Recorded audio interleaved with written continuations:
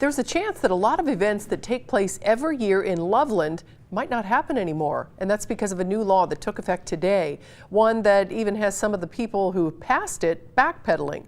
Brad Underwood is here now to explain. Brad? Well, hi, Cammie. This will change how the city of Loveland celebrates holidays, fundraisers, memorial runs for fallen soldiers, and even the farmers market. Now, right now, we don't know the direct impact because none of the events have taken place this year. Change is coming in Loveland. People are mad, they're scared, and they're confused why these new rates are so high. On December 13th, Loveland City Council approved its new fee ordinance. It resets the cost to be a vendor or host what the city calls special events. There are several of us who have realized the mistake that we made. Councilman Rob Weisgerber says after hearing from residents, he's changed his mind. So have two other council members. They tried to have council reconsider at the last meeting. It didn't happen. The ordinance is now law. Fees are way too high, in my opinion. They should be brought down so that we can continue to have these events. The city fees are associated with vendors' license. For example, if you were a vendor last year at the Loveland Farmers Market, it cost you $50 for 25 days.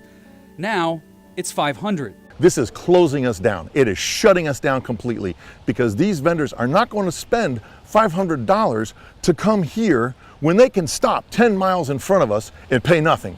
And for special events, things like parades, charity races, and concerts, there's also a $1,500 application fee.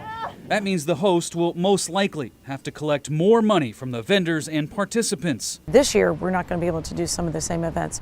When an event doesn't even make $1,500 and you're charged a $1,500 application fee, which is on the policy, it doesn't make any sense. And if they decide that that's not something they want to do here, that's unfortunate, but that's a decision that we all individually have to make. Councilwoman Pam Gross says the fee increase is a long time coming.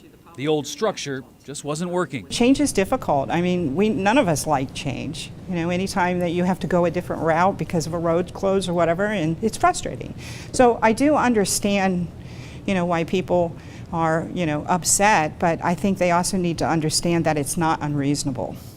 But laws can be repealed and amended, and I would encourage anyone to come down to City Council on Tuesday, the 24th.